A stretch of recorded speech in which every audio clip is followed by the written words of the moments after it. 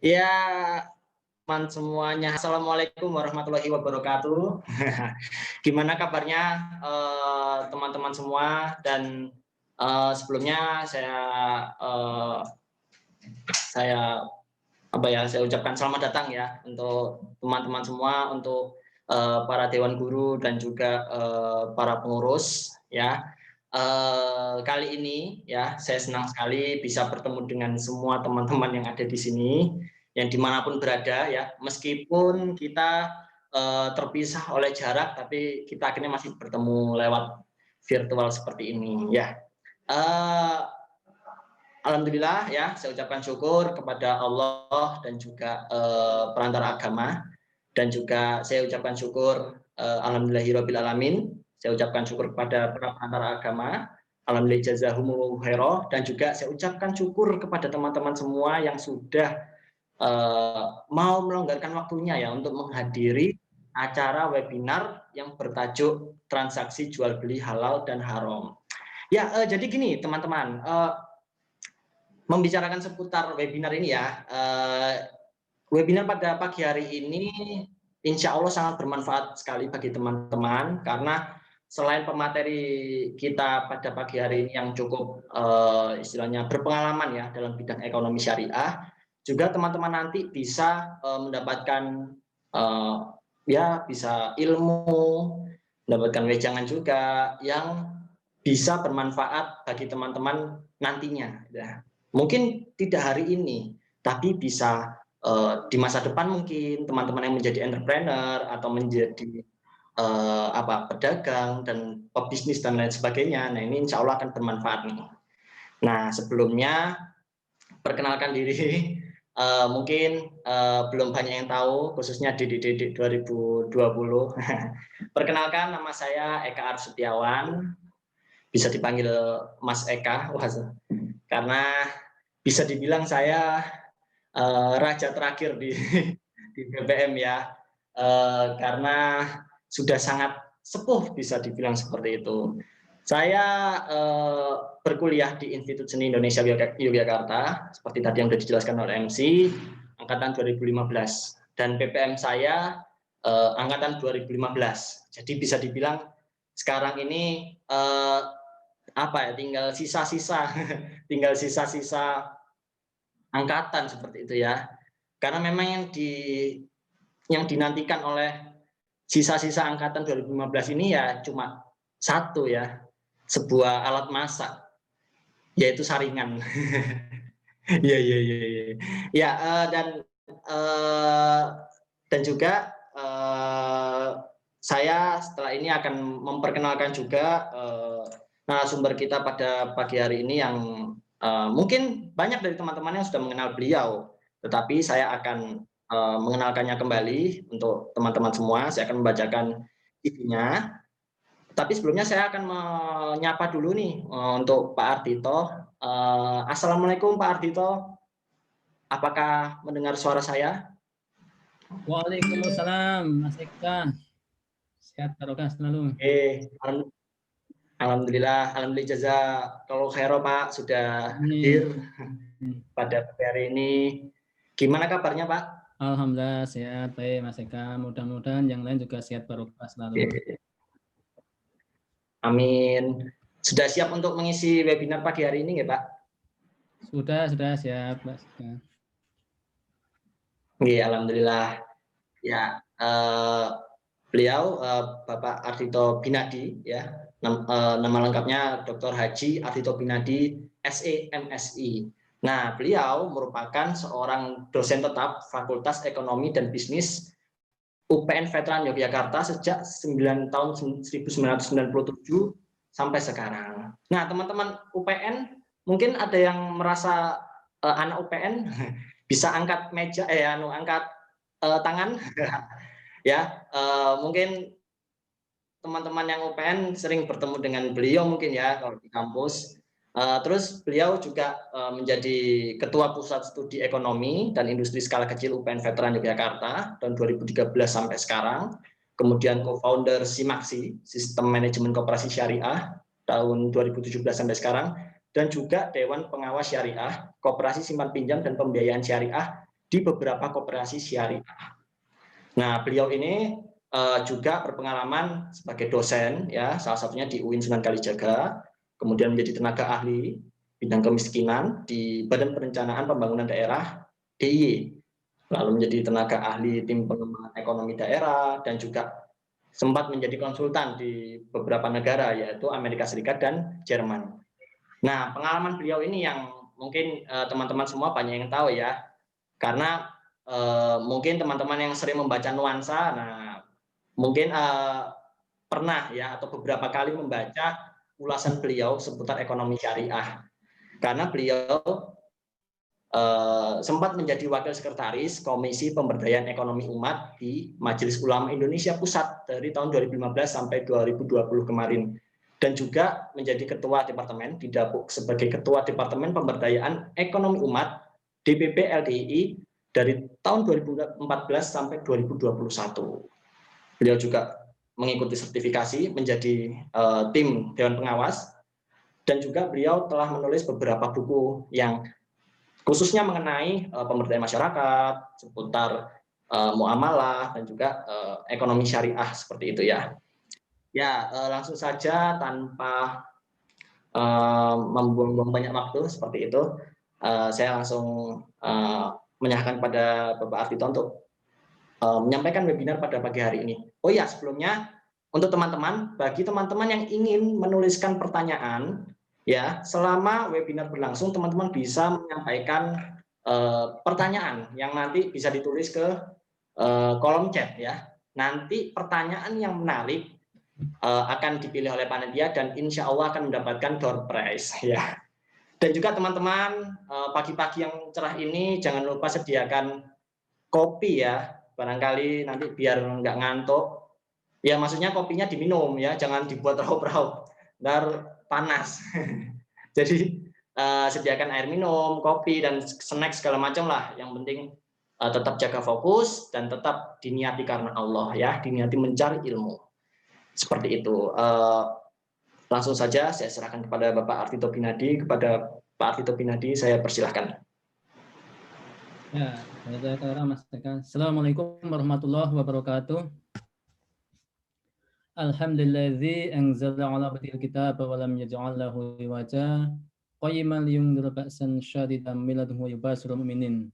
Asyhadu an la ilaha illallah wa asyhadu anna Muhammadar Rasulullah sallallahu alaihi wasallam wa ala alihi wa ashabihi amma ba'du. Ya, semuanya saja yang pada pagi hari ini mengikuti ya, aksara, kita semuanya malah kita mensyukuri nikmat Allah yang diberikan kepada kita, nikmat hidayah keimanan. Kita senantiasa terus meningkatkan ibadah kita, memurnikan urusan ibadah dan juga memurnikan urusan muamalah. Urusan muamalah ini juga harus kita murnikan karena bisa menjadi salah satu penyebab orang itu untuk tergelincir ke dalam neraka.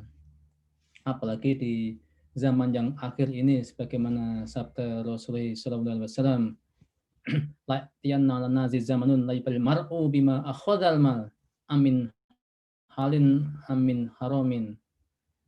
Layak yanna alanas, maksudnya adalah niscaya akan datang sungguh pada manusia itu zamanun, suatu zaman, la yubalil mar'u bima akhadhal mal. Orang itu tidak peduli terhadap harta yang diambilnya, amin halin atau amin haramin, apakah dari barang yang halal atau dari barang yang haram. Istilah orang Jawa, bal kedua bal, ora bantal, ora ungkal, ora tatal, pokok polu diuntal gitu ya Mas Eka ya. Nah itu. Jadi semuanya saja dimakan, tidak peduli dari yang halal maupun yang haram.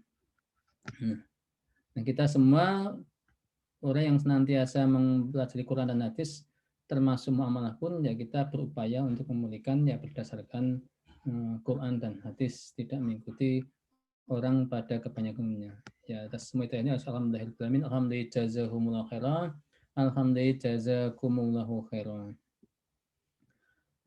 Urusan muamalah ini sebenarnya urusan yang mudah. Ya, urusan yang mudah.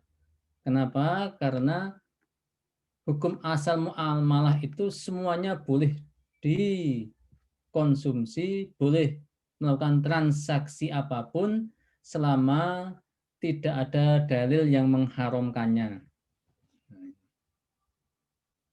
Berarti selama tidak dijumpai dalam Quran dan hadis sesuatu itu dilarang, maka hukumnya boleh. Maka mengambilnya gampang.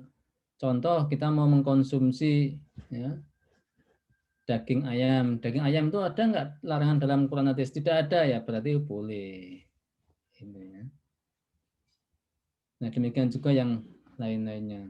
Sebagaimana firman Allah, "Walladzi khalaqalakum ma fil ardi jami'an." Al-Baqarah ayat 29. Dan Allah lah zat yang telah menciptakan pada kalian di bumi ini kesemuanya. Jadi semua yang ada di bumi ini oleh Allah diciptakan bagi kita. Ya, bagi kita. Itulah muamalah ya, itu ikuti apa dari muamalah. Nah, kemudian berdasarkan ya, ayat tersebut yang secara dalam mangkulan kita itu merupakan dalil asal ya, dalil asal. Dalil asal termasuk ya ayyuhallazina amanu la ta'kulu amwalakum bainakum bil batil illa an takuna tijaratan min taradi minkum. Ada banyak dalil asal yang berkaitan dengan itu. Kita ketahui bahwa sebenarnya kalau dirinci kegiatan ekonomi itu ya hanya ada 3 macam ya, hanya ada 3 macam kegiatan ekonomi itu kalau mau dirinci sebenarnya sungguhnya, yaitu yang berkaitan dengan urusan jual beli, urusan kerjasama, dan urusan jasa. Nah, kemudian perkembangannya semakin kompleks, ada campuran dari jual beli, kerjasama, kemudian jasa. Nah, khusus uang dengan uang itu istilahnya bukan jual beli tapi sorf, bukan pay tapi sorf, tukar menukar ya, tukar menukar. Nah, sekarang pinjaman modern contohnya mulai adalah pinjam meminjam uang lewat perantara bank, koperasi pinjam, fintech dan sebagainya. Ada pembiayaan untuk pengembangan Asia, penjaminan risiko berupa asuransi, jual beli saham, obligasi, sukuk reksadana, ya, dan lain sebagainya.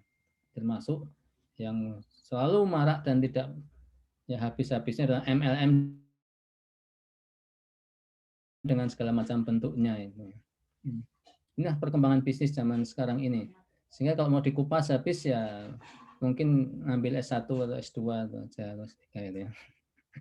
Nah, tapi paling enggak kita akan lihat prinsip-prinsip dasarnya gitu ya. Nanti saya sampaikan kalau sudah muamalah itu ya. Yang Al-Baqarah 29. Nanti dalil-dalilnya silahkan lah. Kalau sama semua dimangkulkan dalil-dalilnya sekarang nanti ya waktunya kita hanya terbatas. Yang kedua, Allah telah memudahkan bagi manusia untuk memenuhi kebutuhannya. Ya, itu. Dalam Al-Luqman ya 20. Kemudian manusia diperintahkan makan dari sesuatu yang halal lagi baik.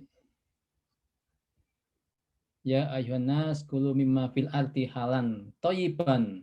Itu. Wala tattabi'u khutuwatu syaiton. Makan yang halal baik, jangan mengikuti langkah-langkah setan.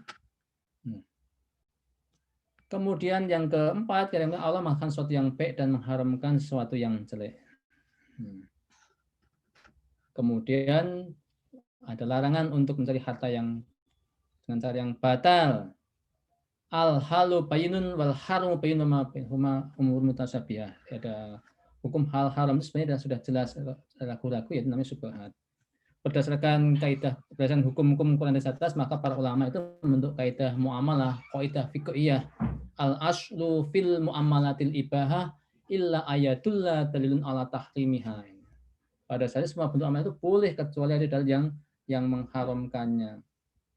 Nah, apa yang mengharamkan sebuah transaksi itu ya sebenarnya ada 7. Ya, ini ada 7 yang sebuah transaksi, pokoknya kalau ada sebuah transaksi itu mengandung salah satu saja dari 7 ini, maka hukumnya menjadi haram. Yang pertama adalah transaksi riba, yaitu tambahan dari pinjam meminjam dan atau jual beli secara batil. Yang kedua, maisir, ada unsur perjudian di dalamnya, spekulatif. Ada transaksi goror, transaksi yang penuh penipuan atau ketidakpastian. Ada transaksi doror, penganiayaan sering merugikan. Kemudian maksiat, suhat, kemudian riswah. Nah, pokoknya ini aja yang dipegang ya, ini aja yang kita pegang bersama-sama. Kalau sebuah transaksi itu mengandung salah satu saja dari 7 unsur ini, maka akan menjadi haram. Nah, kita lihat satu-satu riba terkait dengan kegiatan ekonomi. Contohnya yang paling pengarah adalah ya utang piutang, minjam uang 10 juta, minta lebihan gitu ya. Kemudian kredit sepeda motor secara leasing ya, secara leasing. Nah, ini. Transaksi riba ini haram. Wahal bai wa harrama riba, jual beli itu halal ya, sedangkan riba itu haram. Kenapa riba dan jual beli itu berbeda?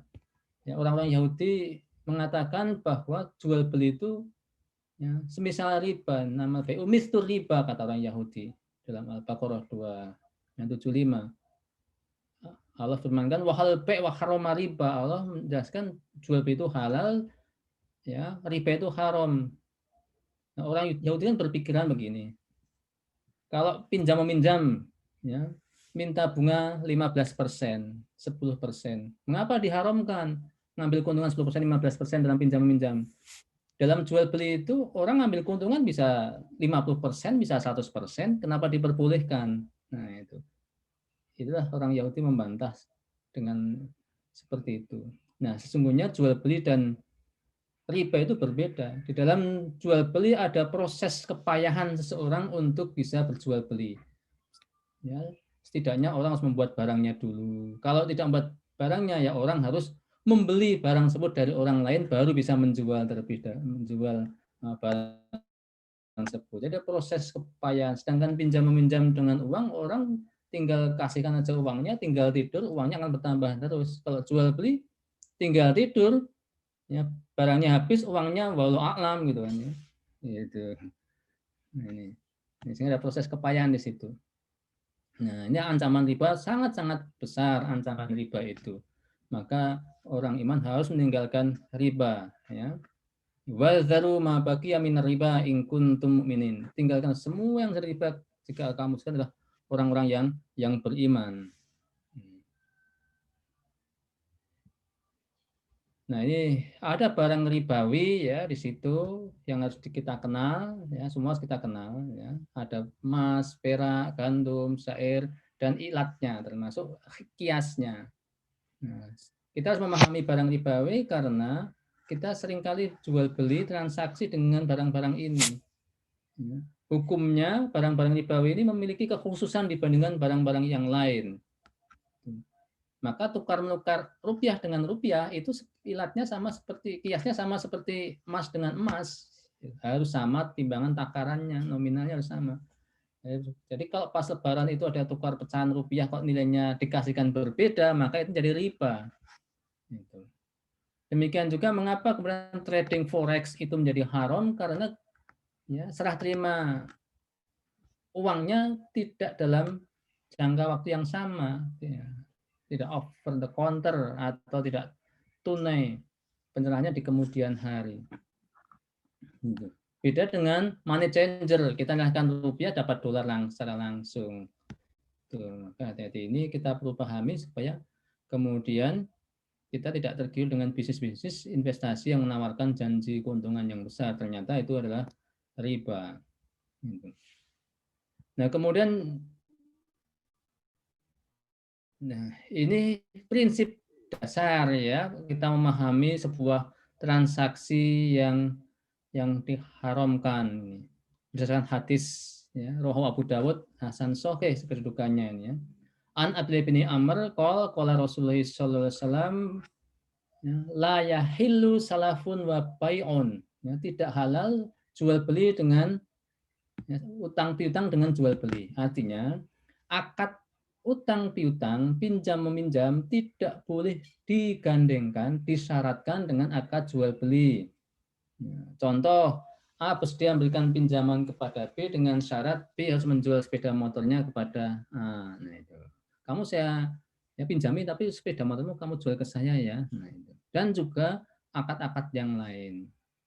Nah, ya, kamu saya pinjami ya tapi ngecek di rumah saya tanpa saya bayar ya. Nah itu. Yang kedua, wala syartoni fi bai. Jadi tidak ada dua syarat di dalam jual beli, yaitu termasuk bai'inah, karena dilarang bai'inah di dalam hadis. Kenapa dilarang bai'inah? Karena sepeda motor ini saya jual kepadamu tunai, kemudian akan saya beli lagi sepeda motor itu dengan cara kredit.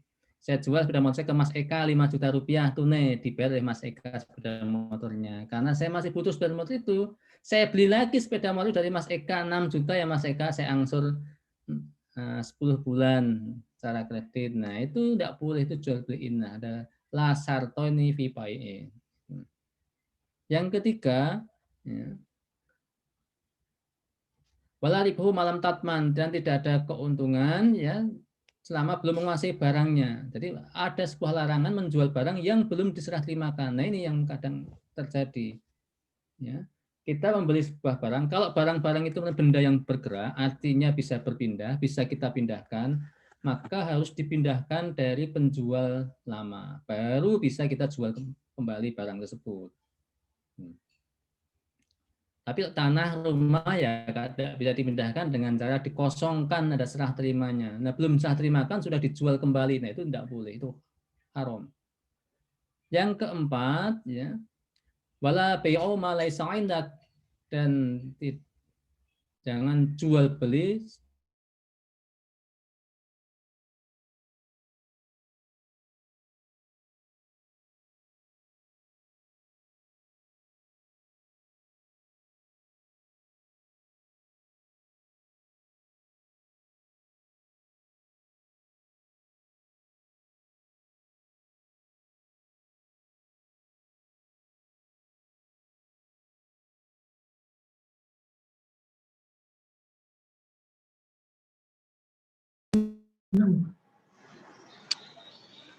Ya, Pak Ardito, mendengar suara saya? Ya, sepertinya ya, maaf, seperti biasa ini Pak. okay. Jeda sebentar karena pergantian kuota. Oh, okay. Siap, Pak. Ya. Bisa langsung dilanjut, Pak? Ya, jalankan ya. Nah, itu ada 4, yaitu yang kita harus diingat untuk transaksi 4 tuh ya.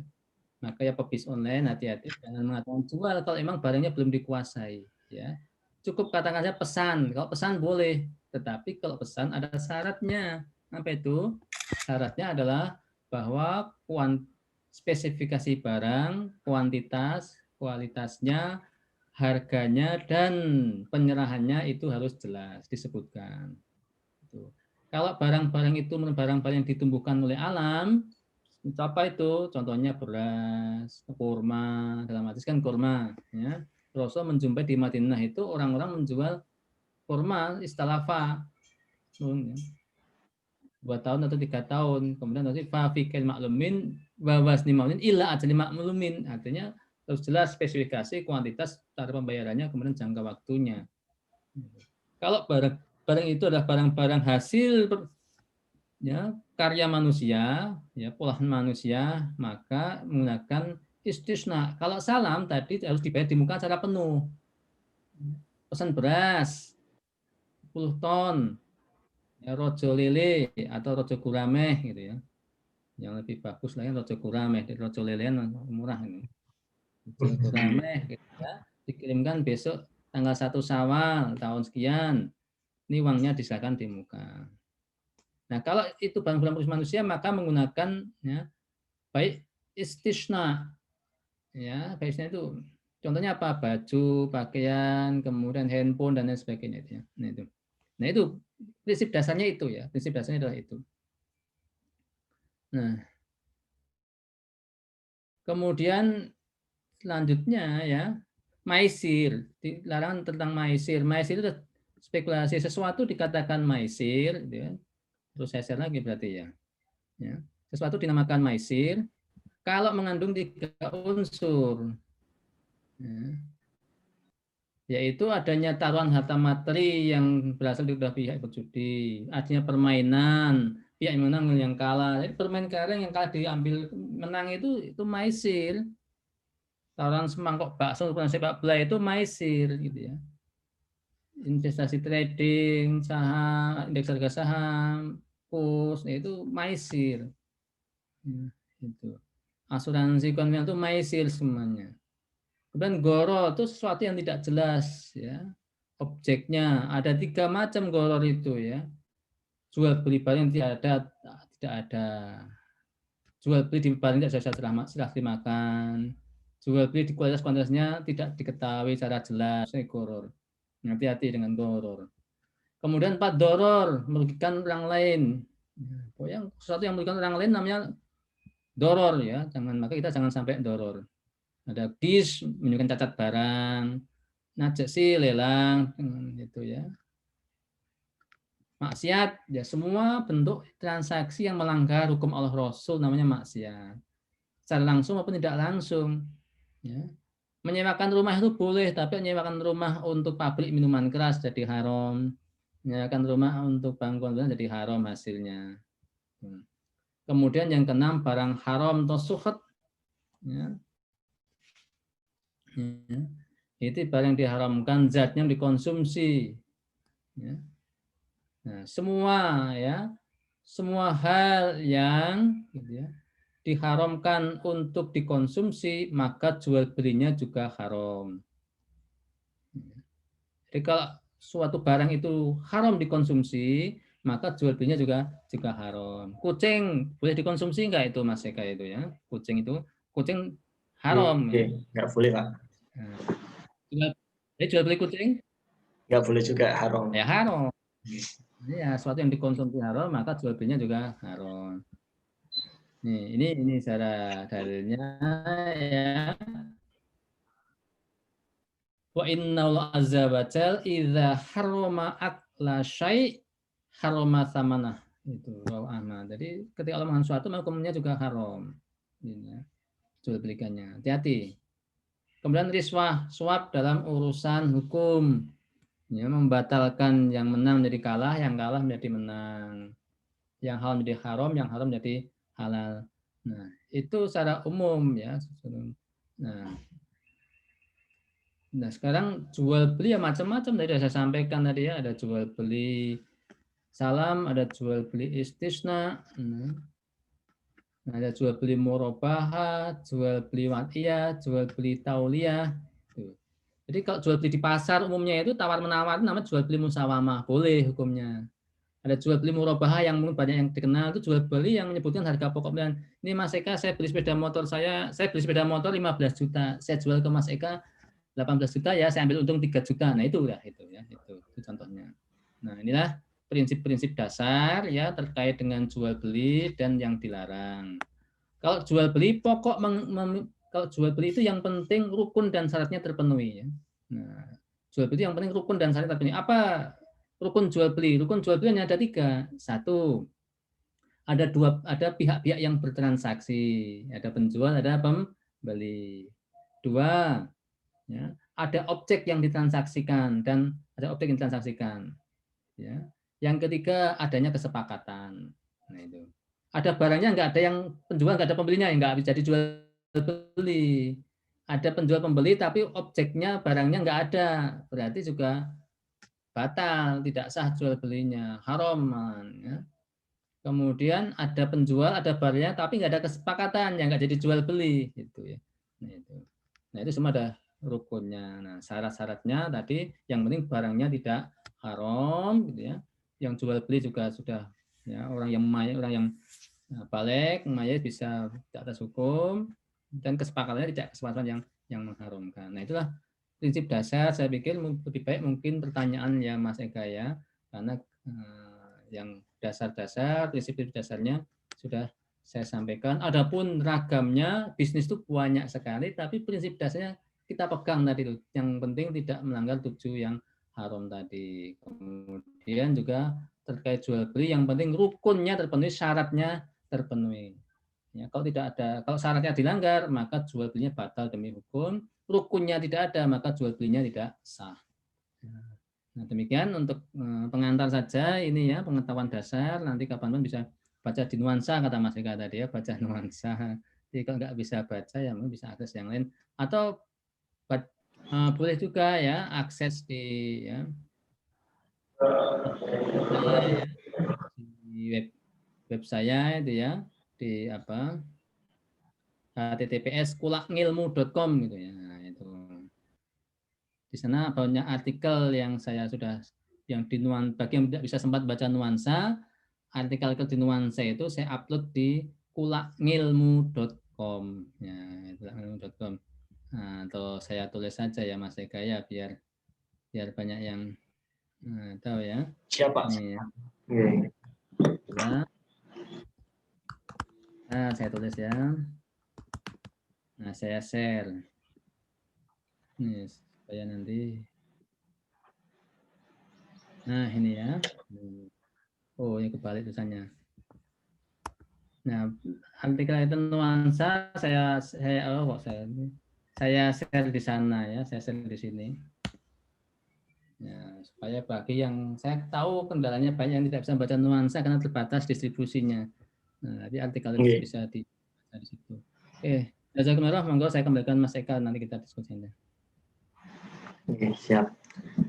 Alhamdulillah jazakallahu khairan kepada Bapak Ardhito Binadi telah menyampaikan ya pemaparannya seputar transaksi jual beli halal dan haram. Jadi tadi ada beberapa hal ya, ternyata kalau dirinci itu lumayan banyak dan detail gitu ya. Jadi memang intinya transaksi itu yang penting antara penjual dan pembeli itu saling ridho ya. Tadi ada pembagiannya juga, harus ada penjual dan pembeli, harus ada objek yang ditransaksikan, dan juga harus ada kesepakatan. Nah, mungkin setelah ini kita akan memasuki sesi tanya jawab, tetapi sebelumnya saya memberi kesempatan ya kepada para dewan guru apabila ada yang ditanyakan langsung kepada Bapak Ardhito Binadi. Mungkin ada Mas dari Eka. Kalau Dewan Guru itu sudah ikut setiap pengajian mubalek, jadi yang lainnya aja lah sebaiknya. Oh gitu, enggak. Iya, Dewan Guru itu Ya, sudah tadi. mengikuti pembekalan di pengajian mubalek ya, yang lainnya aja beri kesempatan yang lain aja. Oh, Mohon maaf ya para Dewan Guru, nanti ditanyakan aja pada pengajian mubalek supaya ini yang lain aja itu ya. Oh ya, ya karena tadi ada panitia request begitu Pak. Oh Ya gitu. jadi Ya, ikut di saya pengajian langsung. mubalek Mas Eka, Dewan Guru. Oh begitu, enggak siap. Ya begitu. Kalau begitu saya langsung membuka sesi tanya jawab ya. Pertanyaan pertama dari M. Rizky Dharma Yudo. Nah ini orangnya ada atau tidak? Mungkin kalau ada bisa amal soleh langsung tanyakan langsung kepada Bapak Ardhito. Silakan.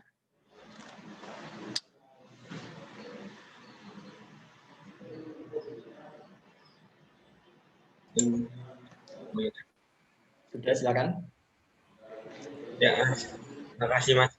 Assalamualaikum warahmatullahi wabarakatuh. Pak, saya mau bertanya, dalam jual beli itu Pak ada batasan dalam mengambil keuntungan ya Pak? Sama kalau dalam saham itu apakah ada yang syariah gitu loh Pak? Ya itu. Ya. Oke, alhamdulillah jazakallahu khairan. Dua pertanyaan Pak, monggo bisa dijawab. Ya, yang pertama apakah di dalam jual beli itu ya berapa batasan orang jual beli itu mengambil laba? Tidak ada batasannya. Yang penting tijarotan antaroti minkum. Ya. Itu prinsip dasar jual beli itu. Apa itu?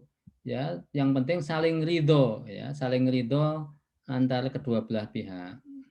Gitu. Ya, kalau ada juga kan orang jualan es jeruk, es teh itu untungnya malah bisa 2 kali lipat gitu ya. Jual es teh, jual es jeruk itu. Nah, kalau jualan ya yang lain itu juga banyak yang bisa di atas, ada yang 2 kali lipat, ada yang bahkan di atas 2 kali lipat dan sebagainya itu. Nah, jadi boleh silahkan mau ambil 100%, 200%, ya itu jual beli boleh. Yang penting tijaratan an taruti minkum. Nah, sekarang kemudian yang kedua jual beli saham itu boleh nggak? Prinsip dasar jual beli yang penting rukun dan syaratnya terpenuhi. Dan saham yang diperjualbelikan adalah saham syariah. Gitu. Apa itu saham syariah? Saham syariah adalah bukti kepemilikan atas suatu perusahaan yang memenuhi kriteria syariah sesuai dengan prinsip syariah. Ada 2 sebenarnya dalam saham syariah itu. Yang pertama adalah kriteria pertama adalah saham syariah itu saham yang milik perusahaan yang menyatakan di dalam akte pendirian perusahaan itu di dalam anggaran dasarnya adalah merupakan perusahaan syariah. Contoh ya saham Bank Rakyat Indonesia Syariah. Karena dia merupakan perusahaan yang syariah, memang menyandera syariah. Ada lagi hotel syariah, gitu ya, hotel syariah. Nah itu. Nah, kemudian ada saham yang memenuhi kriteria yang kedua yaitu syariah sesuai dengan kriteria OJK dan DSN MUI Dewan Syariah Nasional Majelis Ulama Indonesia. Nah, apa kriterianya? Yaitu ya, pendapatan perusahaan dari transaksi non halal tidak lebih dari 5% dari total pendapatan perusahaan. Kemudian yang kedua, ya, total utangnya tidak lebih dari 30% dari total ya, aset perusahaan tersebut. Jadi, sekarang gampang, sekarang OJK setiap tahun mengeluarkan ya, saham syariah ya, bulan Maret sama bulan September ya daftar perusahaan yang sahamnya merupakan saham syariah. Buka aja setiap Maret sampai Desember, dicari aja di OJK itu ya. Nah, sekarang ini banyak sekali trading saham sebenarnya bukan jual beli saham, tetapi investasi yang dikemas indeks harga sahamnya yang diperjualbelikan, naik turun harganya yang di tradingkan, ditransaksikan. Jadi yang enggak itu yang haram, yang goror, yang maisir, yang goror, yang maisir. Mekanisme ini ya kita pesan, kita ambil daftar perusahaan sekuritas, ya kemudian setelah itu kita depositkan uang kita di rekening itu untuk keperluan transaksi. Nah kemudian kalau ada saham syariah kita pesan beli satu lot itu kurang lebih satu lot itu 100 lembar saham. Yuk beli minimal 1 lot 100 lembar saham. Contoh harganya sekarang BRI syariah itu kurang lebih 3.800 ya 3.800 BRI syariah. Kita beli 1 lot. Berarti 3.800 kali 100 lembar saham, gitu ya, 3.800.000 kan ya. Itu. Nanti kemudian kalau ada yang jual, nah kemudian akan masuk ya pada saat penutupan pasar ya modal, kemudian saham itu akan masuk ke kita. Ada prosesnya nanti, ada prosesnya pemberitahuan bahwa saham yang kita pesan itu sudah berhasil kita beli. Nah, kemudian nanti akan ada bukti secara elektronik ya, bukti kepemilikan itu dalam portfolio kita. Nah, kalau semua rukun dan syarat terpenuhi, ya suatu saat ketika harga saham itu naik kita jual, misalnya 5.000 kemudian kita lepas, ya kita jual, ya boleh selama sudah dikuasai tadi. Nah kadang-kadang kalau yang di trading saham itu nggak tahu sahamnya ada atau enggak ya kadang-kadang yang penting, oh ini ada nilai sahamnya sekian naik, ketika turun kita beli, ketika naik kita jual. Nah yang kita jual beli itu apanya itu tulisannya saja, ya itu. Ini hati-hati ya nanti hati-hati. Demikian ya Mas. Oke, alhamdulillah jazakallahu khairan untuk saudara Rizky ya dari angkatan 2020. Berikutnya penanya berikutnya dari Muhammad Syaifuddin angkatan 2017. Nah ini mungkin bisa di open mic ya untuk menanyakan pertanyaannya begitu. Syaifuddin ada, nah silakan bisa ditanyakan langsung kepada Pak Ardito.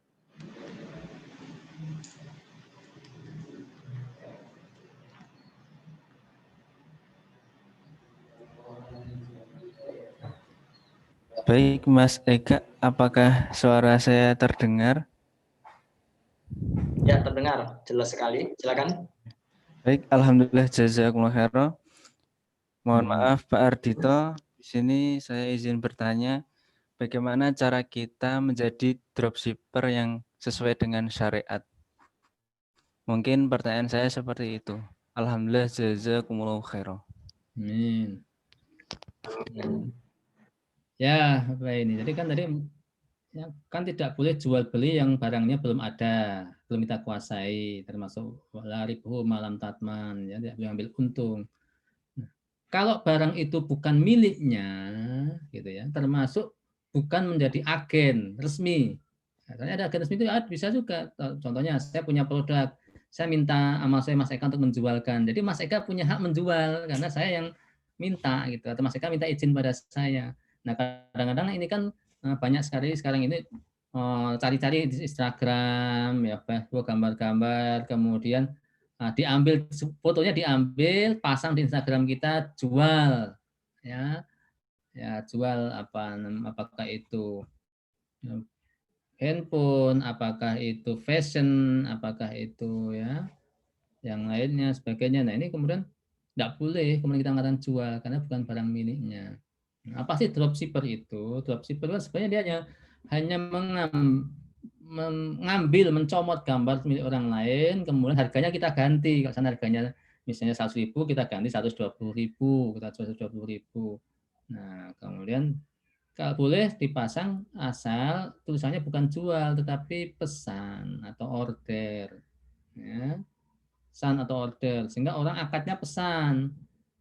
Kemudian ya antara si pembeli dengan kita itu akadnya pesan, dengan si drop itu pesan. Setelah dia pesan, kemudian jumlahnya, harganya jelas dikirimkan, kemudian kita pesan kepada pemilik barang tersebut, ya, sekaligus minta agar barang itu dikirimkan kepada pembeli kita, pembeli yang melalui kita. Itu namanya dropshipper, ya. Itu namanya dropshipper ya seperti itu. Boleh selama tadi apa? Akad-akadnya terpenuhi, akadnya pesan, kemudian ke pembeli pesan, kemudian nanti sekaligus mewakilkan kepada pemilik barang untuk mengirimkan barang itu langsung kepada pembeli kita. Syaratnya adalah bahwa itu kalau di namanya istisna paralel. Pembeli dengan kita akadnya istisna pesan, kita dengan pemilik barang juga pesan, ada istisna paralel, dua akad istisna yang bersamaan. Syaratnya adalah tidak boleh akad istisna kita dengan pembeli kita gantungkan dengan istisna kita kepada pemilik barang. Gimana contohnya? Ya nanti barang saya kirim Mas Eka ya, kalau ya Mas Udin ngirim barang ke saya. Nah, itu tidak boleh. Kita tanggung jawab, ya, itu tanggung jawab kita terhadap kualitas barang tersebut, ya, termasuk ya ketika ada hal yang cacat dan lain sebagainya, itu tanggung jawab kita. Oh, itu tanggung jawabnya si pemilik barang itu enggak boleh, ya, karena kan dia lihat Anda pesannya itu. Jadi pembeli punya hak khiar memilih melanjutkan atau membatalkan yang pembelian itu, dan kita yang mengurus yang prosesnya, itu namanya dropshipper. Nah, beda dengan reseller. Kalau reseller itu harus beli dulu barangnya baru kita jual lagi, namanya reseller. Kadang-kadang dicampur aduk reseller dengan dropshipper itu, ya. Jadi memang dia membeli kemudian dijual kembali, namanya reseller kembali, seller penjual, menjual kembali itu ya. Itu ya perbedaannya, dan supaya tidak melanggar cara syar'i. Ya. Monggo lanjut. Oke. Alhamdulillah jazakallahu khairan untuk saudara Saifuddin, ya. Sangat mencerahkan sekali ya jawabannya, Pak. Untuk pertanyaan berikutnya dari saudara M. Fauzi Kadafi. Nah, silahkan untuk open mic untuk menanyakan langsung kepada Pak Ardhito.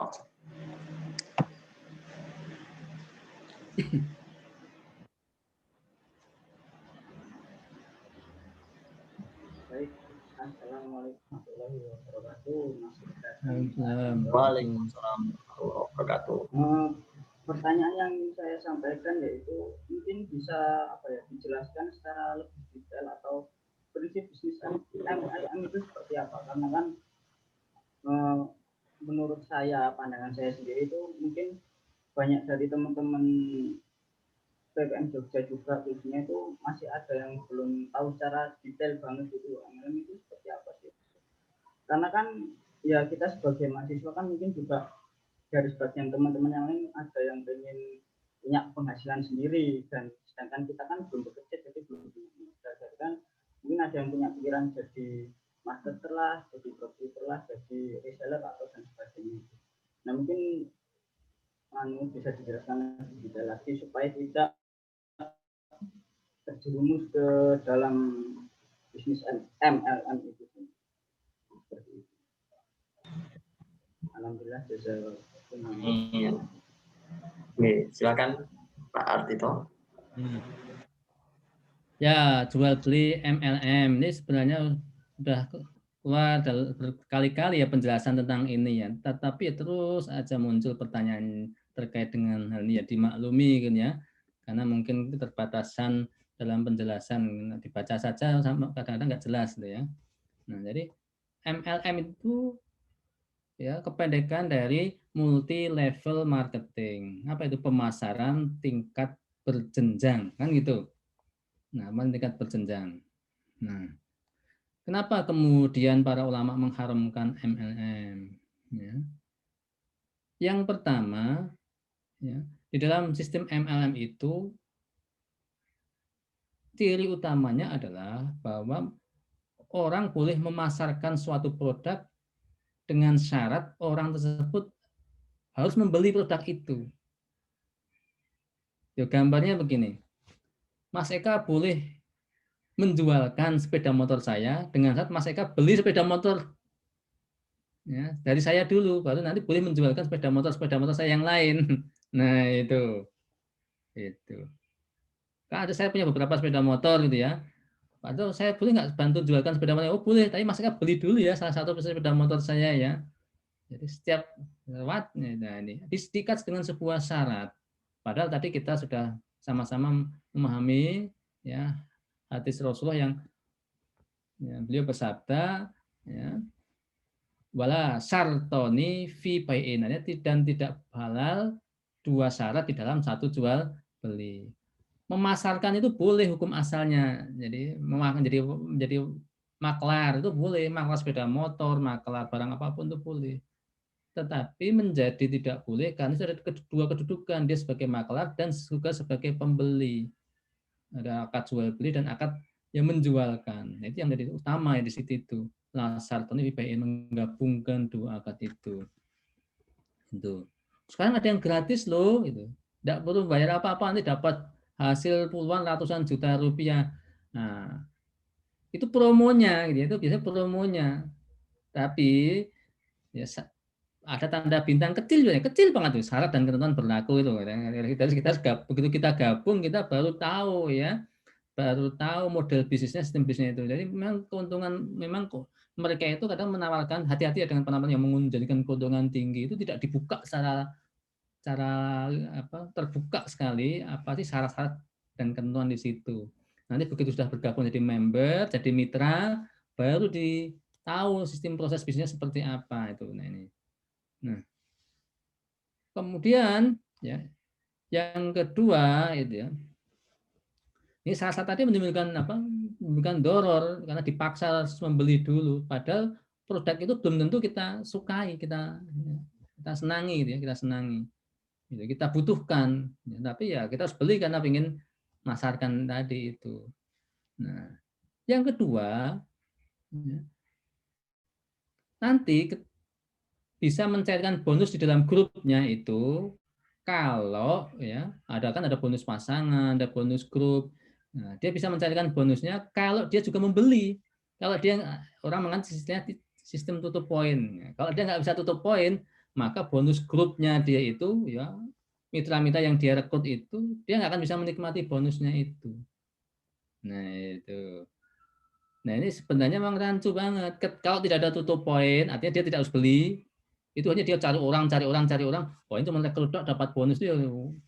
Ini jadi nggak jelas ini kan gitu. Tetapi kalau pakai tutup poin, berarti ada sebuah pemaksaan ya. Bonusnya akan hilang kalau dia nggak beli.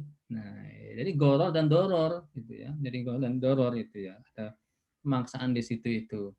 Nah. Dan juga ada unsur dorongnya ketika merekrut, karena ada formasi kaki 2, ada kaki 3, ada setengah lingkaran matahari, ya, ada lingkaran berpiramida gitu ya, satu matahari sistemnya sistem matahari gitu ya, tapi ada di bawahnya itu. Ketika tidak membentuk suatu formasi tertentu, maka juga batal, gitu ya, maka juga batal. Meskipun mereka mengatakan ini adalah sistem tolong menolong, tapi saya anggap itu doror, kira tolong menolong, tapi tolong menolong saya. Kenapa? Ada 20 orang yang ikut bergabung pada saat yang bersamaan, tetapi levelnya menjadi berbeda karena memenuhi formasi tertentu. Contoh misalnya binary ya, 2 kaki. Ya, 2 kaki. Tidak mungkin karena hanya ada 20 orang, tidak mungkin semuanya di bawahnya Mas Eka dan saya. Harusnya di bawahnya lagi diatur demikian supaya jaringannya itu formasinya tertentu.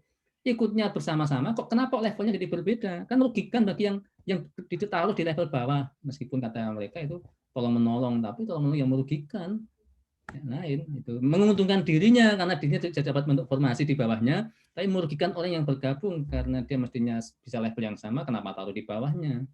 Nah itu. Jadi itulah mengapa terus prinsip ciri utama dari bukan masalah produk yang dijual ya, ingat ya, bukan masalah produk yang dijual. Karena produknya kalau halal dijual belikan boleh silahkan. Tapi sistem pemasarannya itulah yang bisa menimbulkan adanya goror dan doror. Gitu ya. Ada ketidakjelasan, ketidakpastian dan juga adanya sebuah ya, kerugian pihak lain akibat dari sistem itu. Nah, kalau Anda bergabung dalam MLM, mau tidak mau Anda terus beli dengan beli. Karena kalau nggak beli nggak bisa nyarikan bonusnya. Sehingga ada orang itu yang dia terus beli meskipun sudah tidak butuhkan. Contoh misalnya ada sebuah produk ya, ada itu kawan saya itu dia Tupperware-nya menumpuk di rumahnya. Kenapa? Ya dia harus beli Tupperware meskipun nggak dibutuhkan lagi. Kalau nggak beli, jaringan yang di bawahnya bonusnya besar itu nggak bisa diambil, misalnya gitu ya.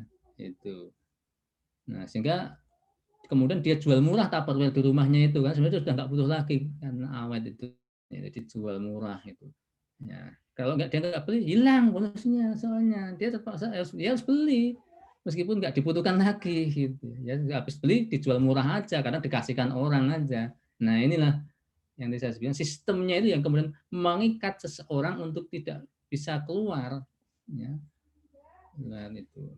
Nah kalau orang sudah terlanjur di dalam sebuah sistem baik ribawi atau yang haram lainnya kata Ali bin Abi Thalib ya malitat koha ya barang siapa yang ya, berdagang sebelum dia paham hukum muamalah irtatoma filibas sumatoma ya akan jatuh ke dalam riba ruwet sulit untuk keluar ya, orang sudah biasanya keluar sulit lepas kenapa hasilnya sudah kadung besar kok ya nah itu sehingga mau keluar itu ya kecuali orang-orang yang beriman dan bertakwa kepada Allah. Nah, demikian ya, jazakumullah. Amin. Ya, cukup mencerahkan ya, Mas Davi. Oke, kita bisa langsung ke pertanyaan berikutnya dari Salman Al-Birijal ya, angkatan 2020. Untuk Salman, untuk saudara Salman mungkin bisa open mic ya, langsung menanyakan kepada Pak Ardhito. Pokoknya intinya kalau untuk bisnis kayak gitu tuh yang pasti nggak ada yang singkat ya, nggak ada yang instan ya Pak ya untuk untuk mencari keuntungan. Ya, bisa saudara Salman silakan tanyakan. Oke, waalaikumsalam warahmatullahi wabarakatuh. Jadi saya ingin bertanya Pak, tadi kan di bagian Maisir itu sempat ada mengikuti kuis berhadiah termasuk Maisir. Lalu bagaimana mengikuti kompetisi yang berbayar tapi juga berhadiah di akhirnya apakah juga termasuk Maisir? Lalu yang kedua, selain tadi saham syariah, apakah ada instrumen investasi lagi yang sifatnya syariah? Sekian Pak, alhamdulillah, jazakallahu khairan. Nah ini, amin. Ya, jadi yang berkaitan dengan pertanyaan yang pertama undian berhadiah, kuis berhadiah ya, kuis yang berhadiah itu kuis yang sangat terkenal. Ya, maisir kalau ada tiga hal ya, adanya pihak yang saling bertaruh tentang hartanya. Ya, ada permainan untuk menentukan yang menang maupun yang kalah. Yang menang mengambil harta sebagian terus yang kalah.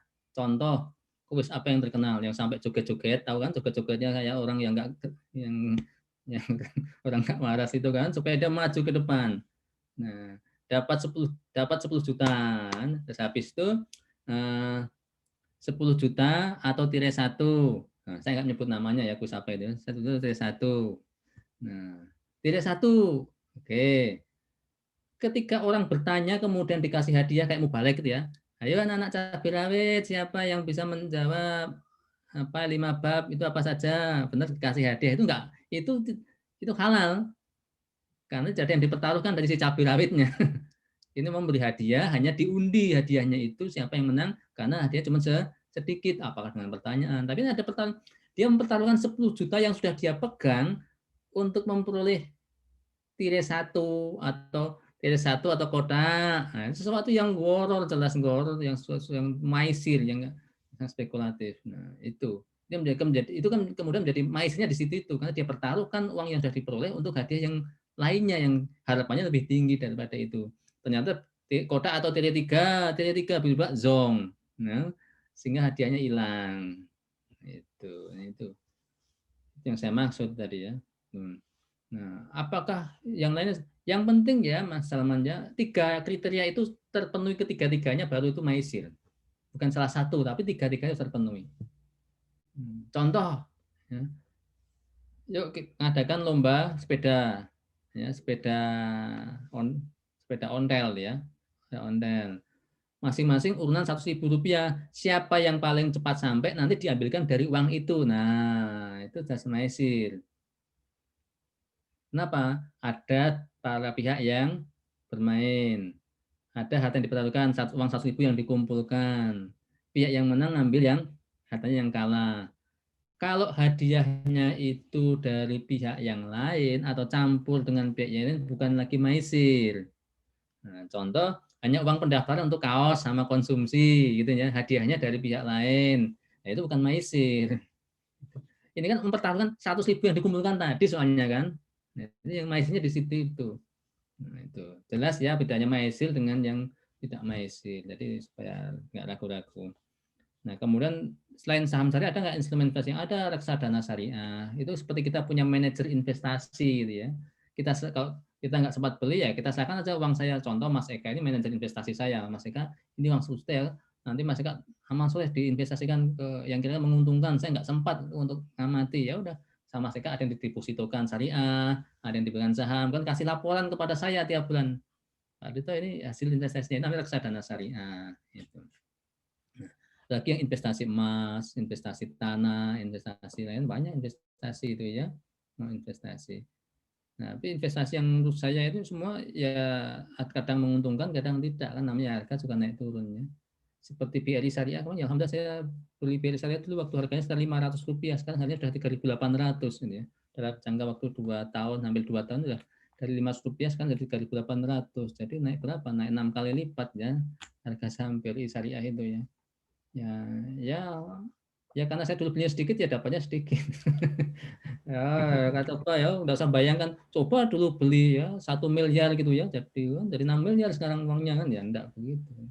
Semua ada rezekinya masing-masing kok ya enggak usah disesali. Ya lanjut silakan.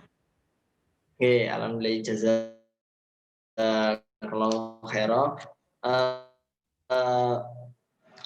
Berarti intinya untuk ini yang saya coba menangkap ya tadi jawaban soal kuis soal lomba tidak diambilkan dari uang pendaftaran itu ya, yang sebenarnya uangnya itu dikumpulkan untuk diberikan yang menang. Jadi kalau istilahnya ada yang ngebosi, misalnya ada yang ngebosi yang lain, misalnya pihak lain yang ngebosi, tapi ini uangnya pendaftaran hanya untuk misalnya untuk fasilitas apa, misalnya dapat kaos atau apa, berarti nggak apa-apa ya Pak ya? Nggak apa-apa. Oke.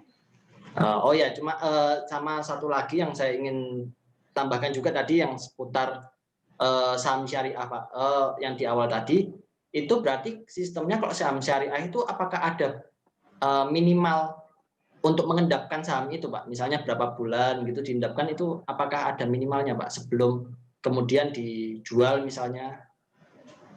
Ya, enggak ada. Sebenarnya kalau prinsip jual beli itu selama rukun dan syarat terpenuhi itu silahkan. Ya kayak orang beli beras pagi hari, beli beras, kemudian berasnya sudah diantar ke rumah kita atau sudah kita ambil, nanti siang kita jual lagi juga boleh. Ya. Nah, kalau saham kok kenapa nggak boleh? Oh. Nah, yang penting itu sudah kita kuasai laribu malam tatman ya. Itu yang paling penting. Sudah kita kuasai, sudah kita terima itu. Kalau sekarang kan serah terima secara elektronik gitu ya. Nah, maka hati-hati dengan tawaran sekarang banyak fintech yang menawarkan trading saham itu, tapi itu tidak real. Yang tidak real itu hati-hati sekarang ya. Hanya masukkan uang nanti naik harganya naik, turun beli, naik jual, tapi kita nggak pernah tahu ya. Sebenarnya kita dapat saham enggak sih? Buktinya dapat saham itu apa? Kita akan dapat undangan untuk ikut UPS, dapat memegang saham. Saya dapat undangan UPS BRI Syariah karena saya dapat, itu jadi bukti bahwa saya memang punya saham betulan kan itu. Nah saya malah sebenarnya anda yang masih muda-muda ini ya, kan hanya satu lembar itu kan kecil sedikit ya, satu lembar kalau harganya kayak saya dulu Rp500, sekarang yang sahamnya di bawah Rp1.000 banyak loh ya. Atau Rp1.000 kalikan 100 lembar kan cuma Rp100.000 ya. Ada yang ada Rp500 ya, Rp500.000. Setiap bulan sisihkan Rp50.000 dapat satu lot. Ya, bulan depan satu lot lagi. Jangan main trading lah. Anggap aja itu nabung, tapi nabung di saham syariah. Ya. Meskipun saham itu harganya naik turun, tetapi jangka panjang insya Allah kalau perusahaan itu nggak bubar ya, nggak bangkrut, itu insya Allah naik. Kadang-kadang kalau dalam situasi tertentu ya belilah saham yang kira-kira perusahaan itu akan berkembang. Nah, contoh sekarang apa? Perusahaan kesehatan. Karena apa? Sekarang semua serba kesehatan. Ya, infrastruktur. Mesti negara itu butuh infrastruktur yang terus akan bertambah. Infrastruktur pasti akan bertambah terus, tidak akan infrastruktur berkurang. Jalan ini kemudian teteling enggak. Mesti akan dibangun jalan terus. Jalan mesti rusak, jembatan itu mesti rusak. Akan jalan terus. Bangun rumah, bangun gedung terus. Itu nggak akan pernah berkurang misalnya itu ya. Nah, bank syariah mesti akan besar terus. Ya, sekarang. Nah, itu. Jadi carilah yang perusahaan syariah yang modelnya seperti itu. Nanti nggak terasa tiap bulan 50.000, setahun sudah punya berapa lot ya. 4 tahun selama kuliah berapa lot. Udah habis itu kerja, nggak usah dipikirin harga naik punya harga. Besok sudah pensiun gitu ya. Nah, tinggal nikmati itu hari tua. Wah, sudah berapa miliar ini uang saya ini yang terkumpul nih. Kalau ditabung itu kadang-kadang nggak berapa ya bagi hasilnya itu kan ya. Itu. Bisnis aja, sahamnya terus saja jalan terus saja, biar tidak usah dipikirkan namanya nabung investasi untuk masa depan kok ya. Itu syukur-syukur ya kayak tadi itu tiba-tiba naik 6 kali lipat harganya, wise. Ini rezeki kan gitu misalnya. Monggo. Alhamdulillah jazakallahu khairan untuk Saudara Salman. Untuk pertanyaan berikutnya dari Saudari Sabita dari angkatan 2018. Amal soleh untuk open mic ya, untuk menanyakan langsung kepada Pak Ardhito.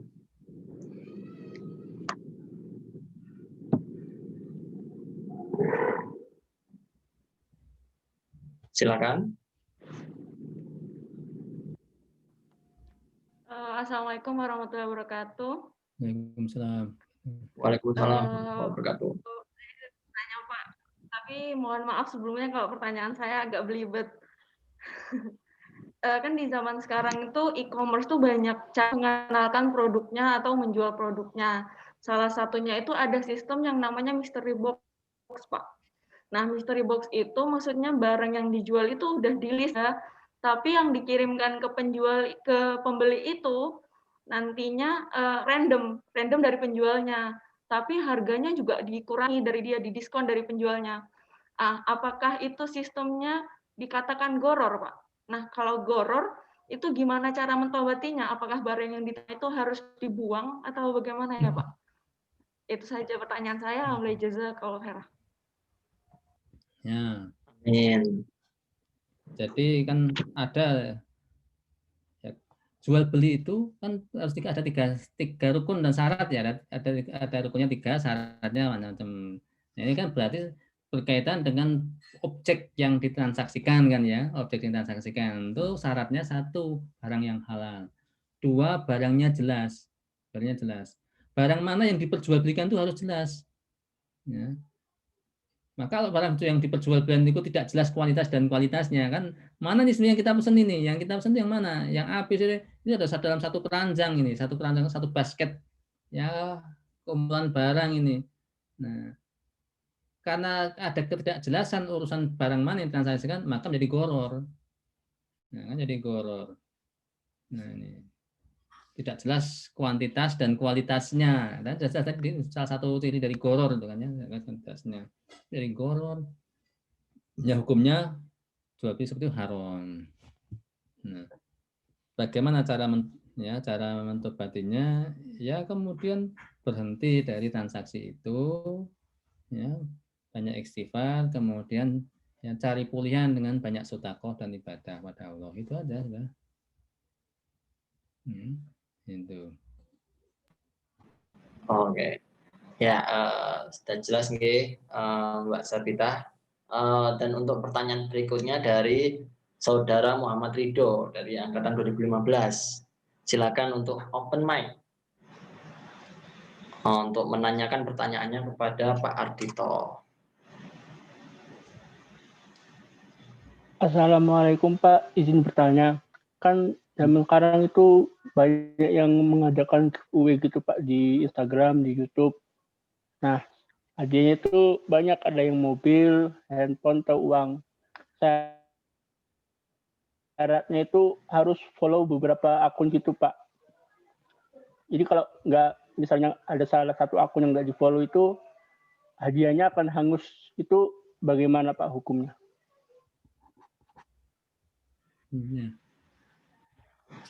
Ya, jadi hukum asal hadiah itu boleh. Ini kita bicara hukum asal hadiah dulu ya. Hukum asal hadiah itu boleh. Kecuali kemudian dijumpai adanya maisir.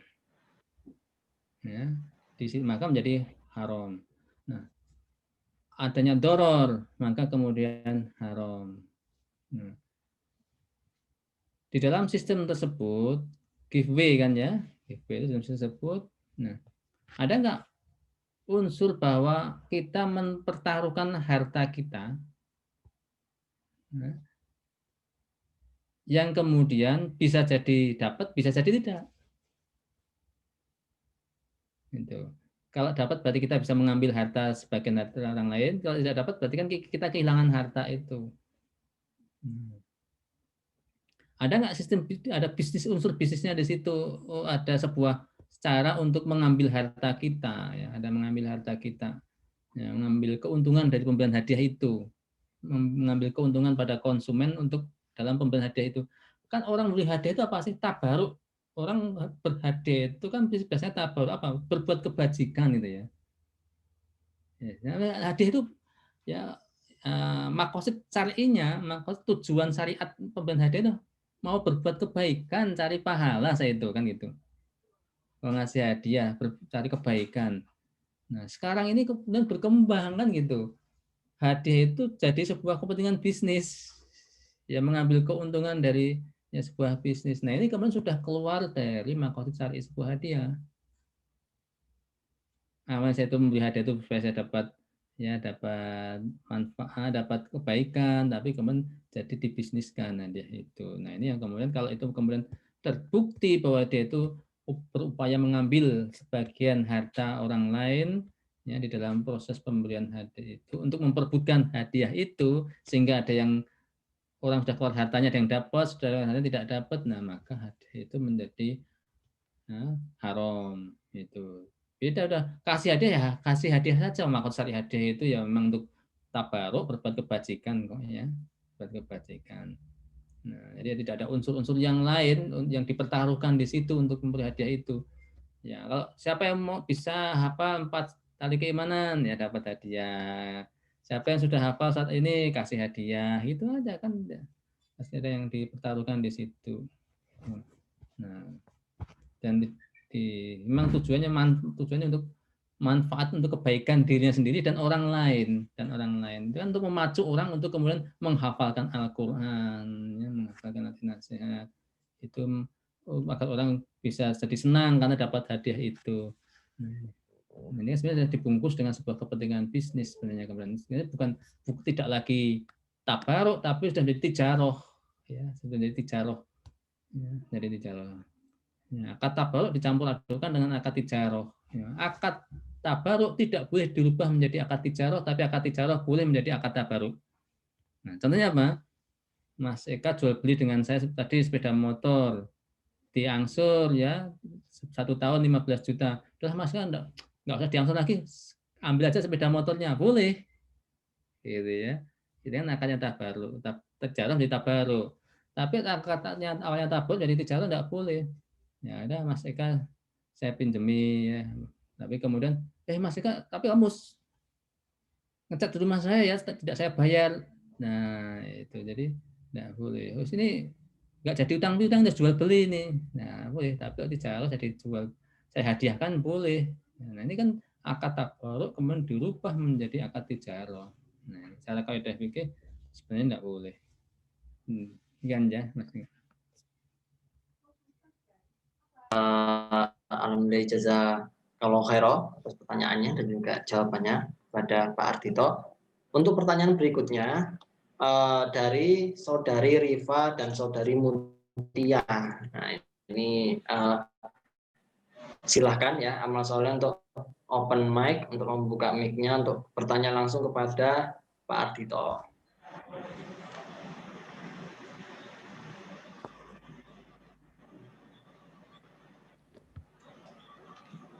Ya, apakah ada orangnya?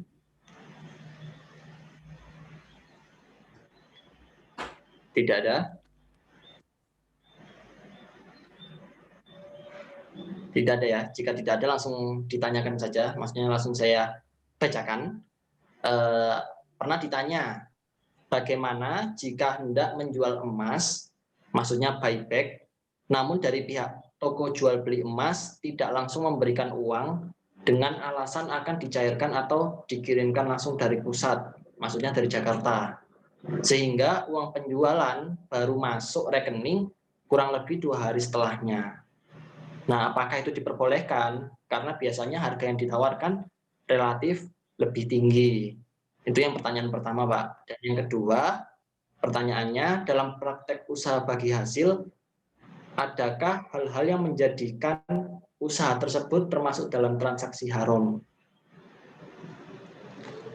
Jadi bagi hasil itu apakah ada hal-hal yang kemudian menjadikan bagi hasil itu menjadi haram? Mungkin seperti itu, Pak. Silakan.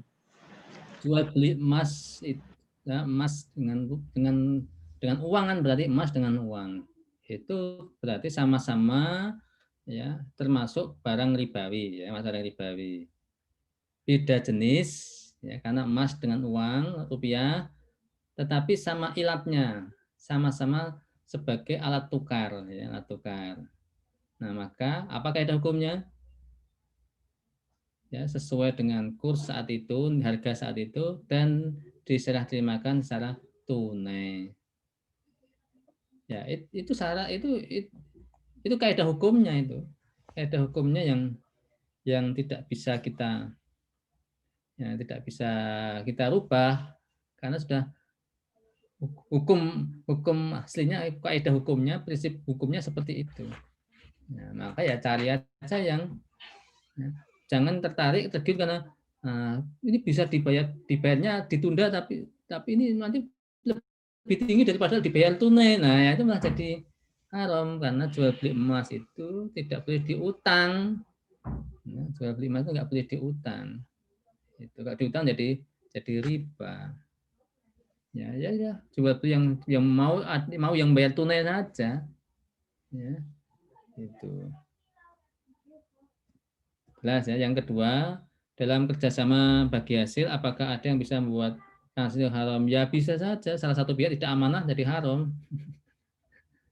Kemudian yang diperdagangkan barang yang haram ya jadi haram. Wah, ini silkah bagi hasil. Ya.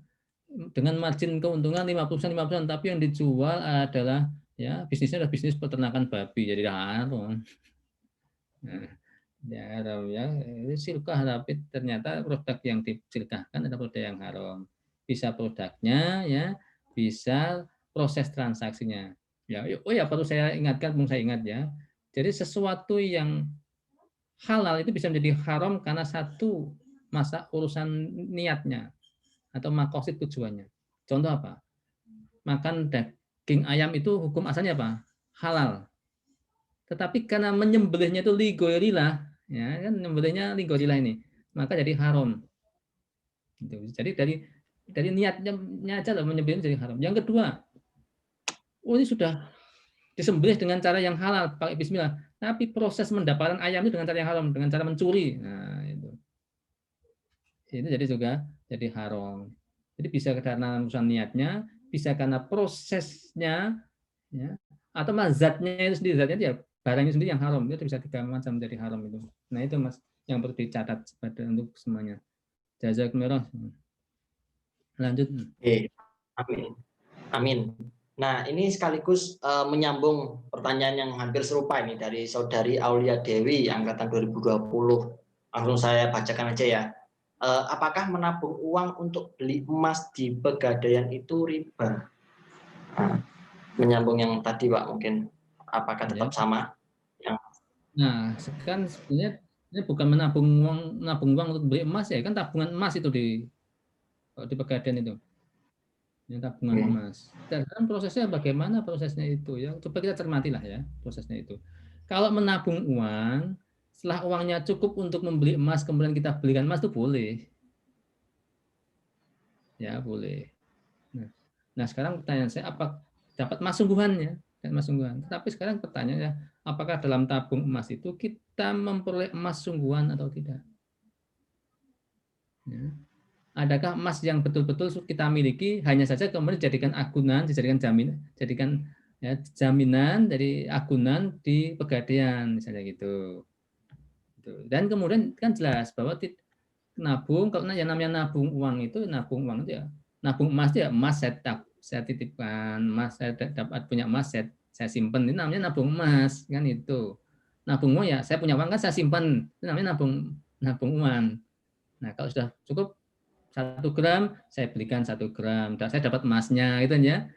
Nah, cukup lagi 1 gram, saya belikan lagi 1 gram, saya dapat emasnya. Nah, prosesnya begitu apa tidak? Atau penyerahan salah satu atau keduanya ditunda, ya jadi riba kan tadi itu. Nah, itu yang harus kita cermati, bagaimana prosesnya, apakah uang dan dari emas itu kontan tunai atau ada tertunda salah satu atau kedua-duanya. Nah, maka kalau tertunda ya jadi riba. Kalau langsung tunai, begitu uang cukup, kemudian saya berikan, saya dapat langsung dalam 1 gram emas, ya, itu berarti boleh. Ya. Itu Mas. Oke, alhamdulillah jazakallahu khairan Pak.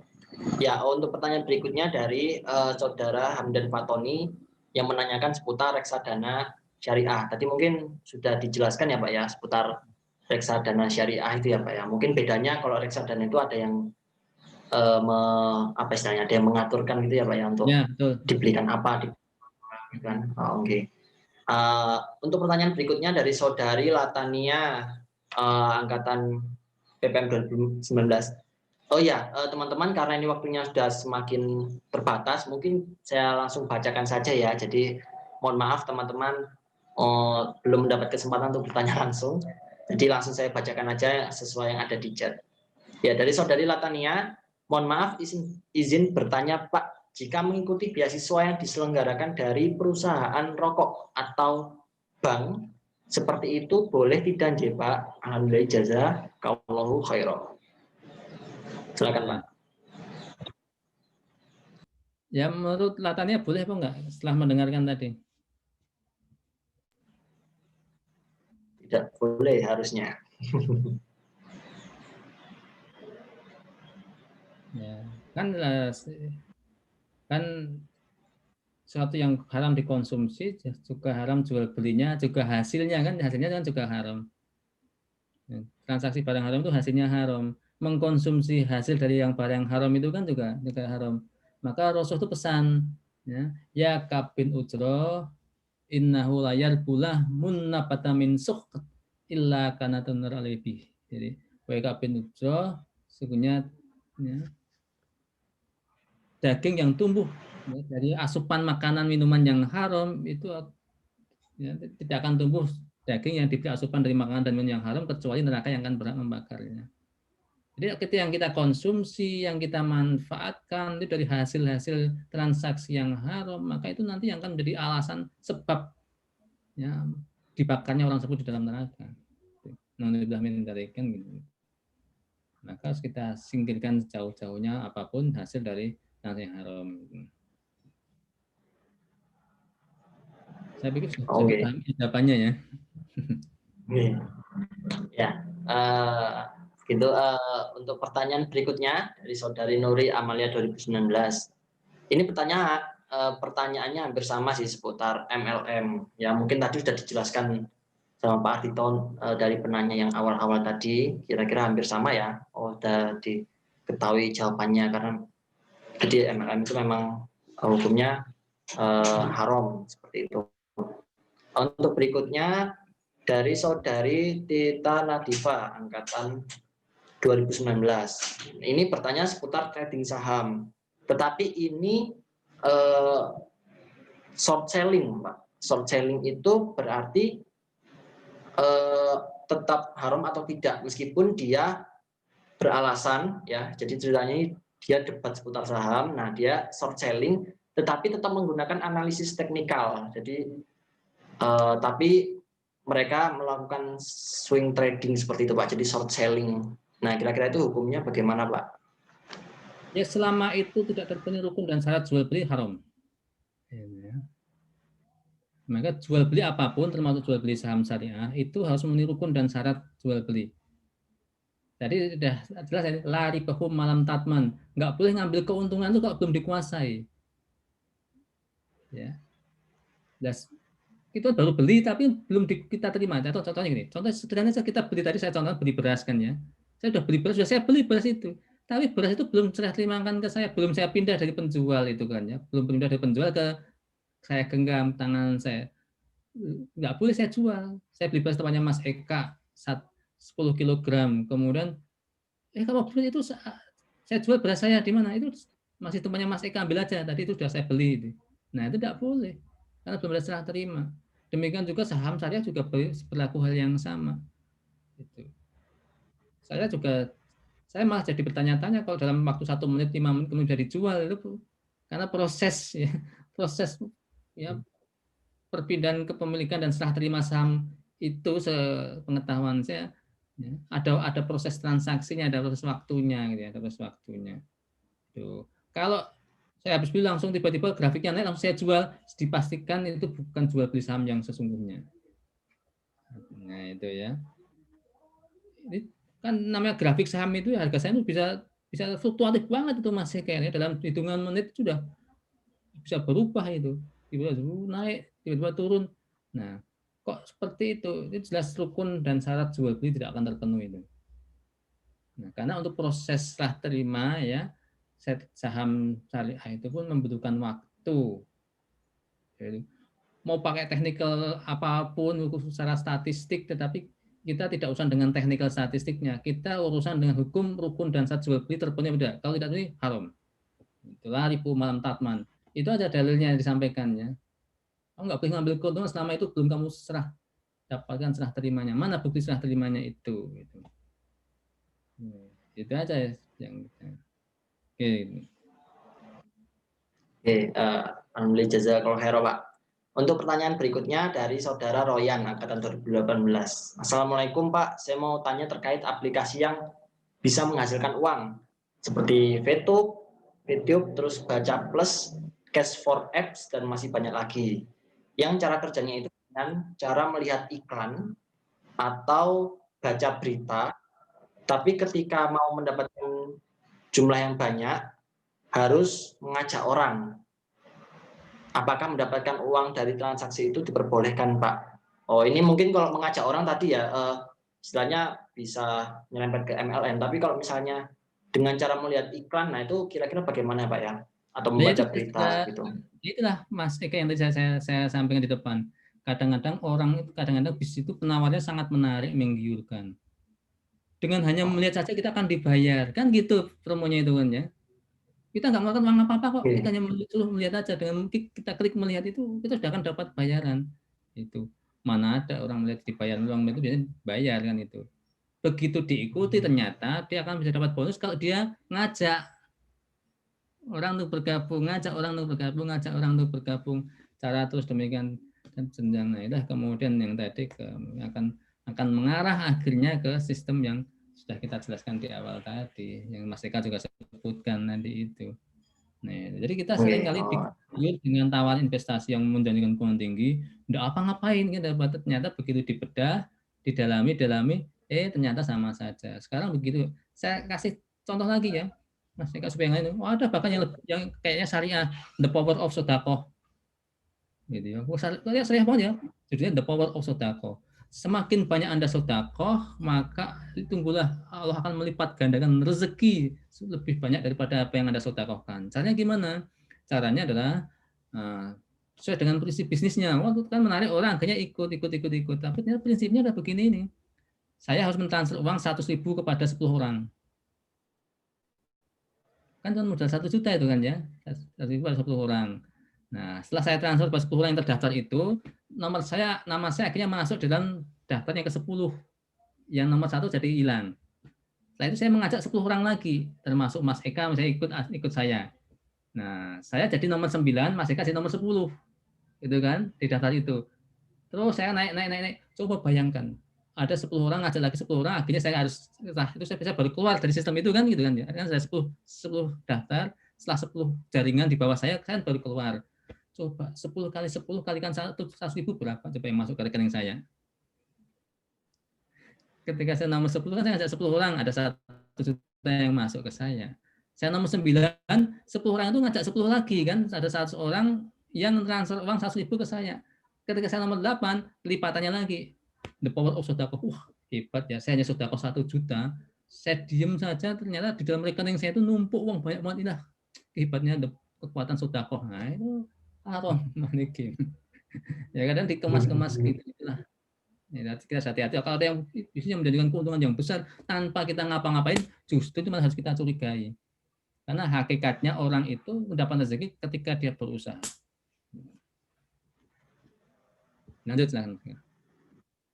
Oke, alhamdulillah jazakallahu. Yang penting ada usahanya ya Pak ya. Ya, pertanyaan berikutnya dari Ruzik angkatan 2020, saudara Ruzik.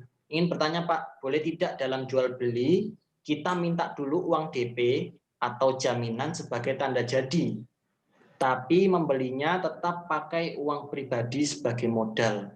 Alhamdulillah jazakallahu khairan. Nah itu kira-kira bagaimana Pak? Kurbun atau DP diperbolehkan. Ya, tetapi belinya kurbun itu, DP itu sifatnya adalah uang amanah, uang titipan yang akan digunakan sebagai pengurang piutang harga atau pengurang harga barang yang kita beli, yang konsumen beli. Nanti belinya pakai uang sendiri. Ya tadi Mas Eka mau beli mobil saya, tapi Mas Eka ada DP-nya ya sebagai tanda kesungguhan, Mas Eka nanti akan melunasi ya itu ya. Dan supaya Mas Eka juga nggak berat nanti bayarnya ya, sisanya itu ya. Nah, itu boleh, tapi nanti saya belanjanya pakai uang saya sendiri. Boleh. Oke. Ya, alhamdulillah jazakallahu Pak. Terus ada pertanyaan berikutnya dari apa ini, Graha Cendekia. Izin bertanya lagi dalam hal hutang piutang. Pihak penghutang memberikan jaminan kepada terhutang 1 unit motor yang nilai jualnya misalnya 10 juta. Padahal hutangnya cuma 8 juta. Diberi tempo 2 bulan, jika tidak bisa melunasi, maka motor disita. Itu gimana hukumnya? Ini hampir mirip kayak ini ya Pak ya, kayak leasing ya Pak ya? Atau kira-kira bagaimana Pak? Bukan itu bukan leasing, utang piutang tapi minta jaminan sepeda motor. Ya. Nah, sudah ada. Minta jaminan itu boleh dalam Al-Qur'an Al-Baqarah kok itu farihanun maqbudah. Farihan maqbudah ada sesuatu yang digenggam ya, itu boleh. Berapa nih jaminannya? Terserah sama kedua belah pihak kan gitu. Nah, ketika tidak bisa mengembalikan, ya tidak otomatis agunannya jadi miliknya yang meminjami uang. Enggak. motor itu harus dijual ya, sesuai dengan harga pasar, kemudian hasil penjualnya untuk melunasi pinjaman. Ketika hasil penjualan motor lebih banyak daripada piutangnya, maka harus dikembalikan pada yang punya sepeda motor. Nah, itu sisanya itu. Kalau kurang hasil penjualan sepeda motor boleh nagih lagi, boleh. Itu caranya begitu. Oke, cukup. Oke. Untuk pertanyaan berikutnya dari saudara Yusuf Ari yang tahun 2020. Izin bertanya Pak, kalau beli barang yang dilelang itu boleh atau tidak ya Pak? Boleh. Lelang harga boleh, yang penting tidak ada najesin. Apa najes itu? Ya, pura-pura nawar padahal nggak mau beli. Akhirnya menjerumuskan orang lain, oh dia aja sudah nawar sekian. Nah, itu kok. Terus jadi berapa? Saya nawar berapa? Itu yang penting dia tidak melakukan najesi. Ya. Lelang boleh. Untuk pertanyaan berikutnya dari Muhammad Ilham angkatan 2019. Izin bertanya, apakah boleh membeli truk bekas pabrik rokok? Alhamdulillah ijazah kalau Hero. Ya, membeli barang halal ya boleh kok. Membeli barang halal itu boleh. Yang tidak Berarti boleh nggak ada sangkut pautnya sama sebelumnya ya Pak? Iya, yang tidak boleh kan hasil usaha dari transaksi yang haram kan gitu. Ya, tapi membeli barang halal ya hukum asal tetap boleh dari punyanya siapapun. Ya, siapapun. Ya itu. Oke. Lalu untuk pertanyaan berikutnya dari saudara Sultan Sabila Rosyad angkatan 2017. Mungkin ini tadi sudah beberapa kali ditanyakan ya tentang pandangan Islam tentang pasar modal, terus kemudian membeli saham dan reksadana termasuk spekulasi tidak ya Pak? Karena kita tidak tahu perusahaan itu kedepannya bangkrut atau tidak. Terus reksadana selain syariah diperbolehkan tidak ya Pak? Jika boleh, poin-poin yang perlu diperhatikan apa nggih? Terakhir tentang short selling, ada jangka waktu minimal untuk menjual. Tadi juga sudah ditanyakan ya, yang penting kita memiliki saham tersebut yang dibuktikan dengan kita dikirim email gitu ya biasanya Pak ya. Nah itu kira-kira ya, bagaimana? Betul. Email biasanya ya. Email.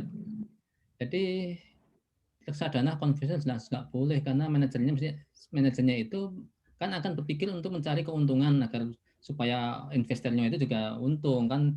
Nah, untung yang tinggi itu biasanya pada transaksi produk derivatif. Apa itu indeks harga saham, forex, yang risikonya tinggi tapi ikutnya juga tinggi. Deposito konvensional yang paling rendah kan itu ya.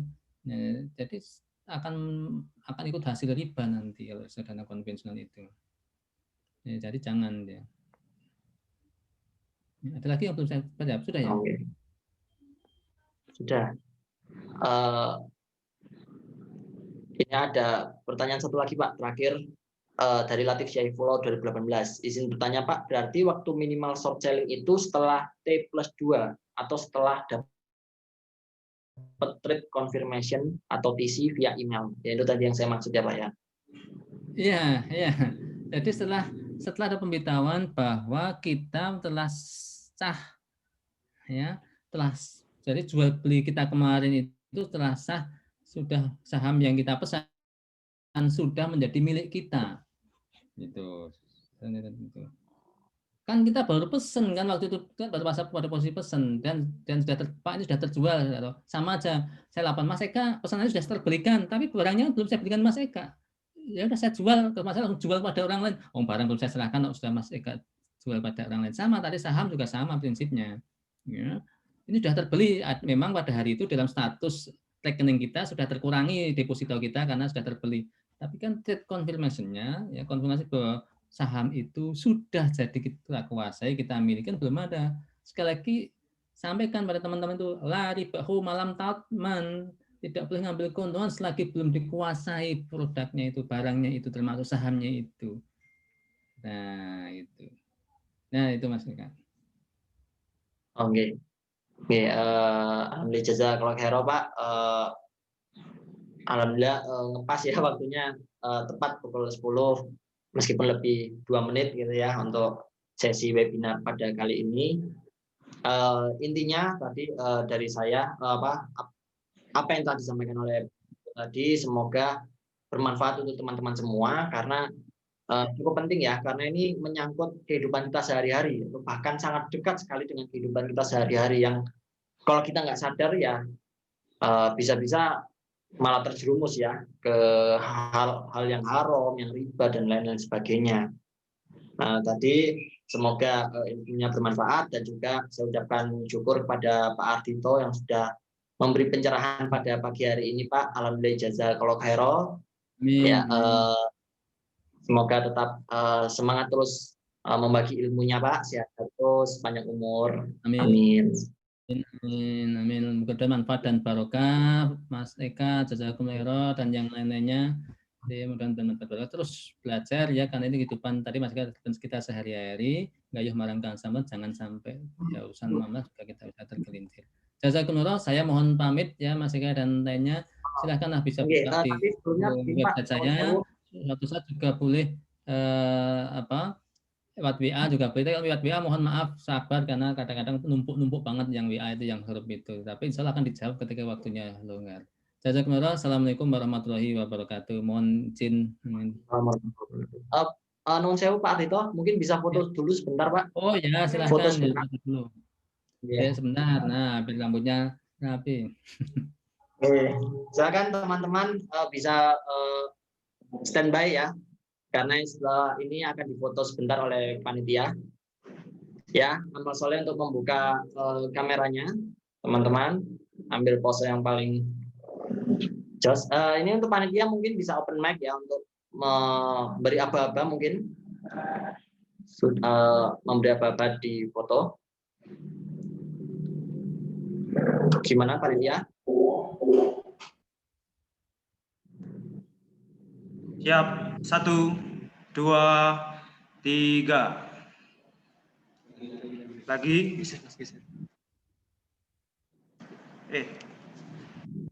Oke, 1, 2, 3. Sebentar.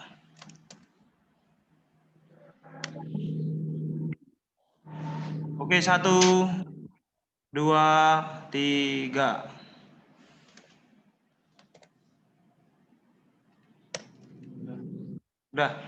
Sudah? Oke, alhamdulillah jazakallahu khairan. Alhamdulillah jazakallahu khairan Pak Ardhito Pinadi atas waktunya pagi hari ini.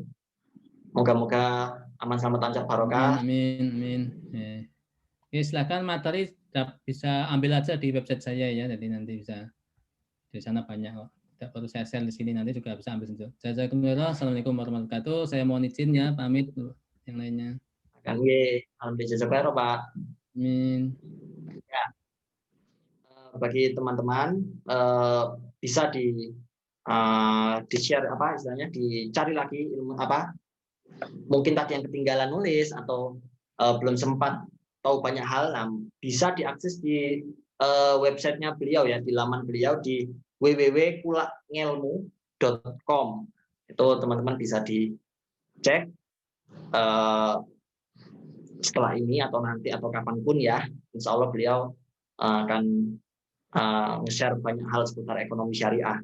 Dan mungkin tadi beliau juga sudah mengatakan bahwa bisa di WA langsung ke beliau ya, cuma ya karena beliau sibuk jadi ada baiknya ya mohon bersabar begitu ya apabila bertanya lewat WA.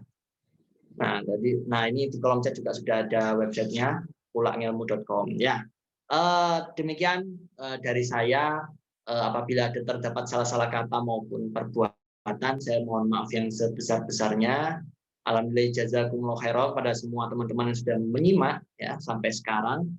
Dan nanti setelah ini masih ada acara yang lain lagi yang jauh lebih seru. Jadi tetap stay tune ya, tetap di depan laptop atau HP atau laptop dan HP-nya. Demikian dari saya. Alhamdulillah jazakumullah khairan. Assalamualaikum warahmatullahi wabarakatuh.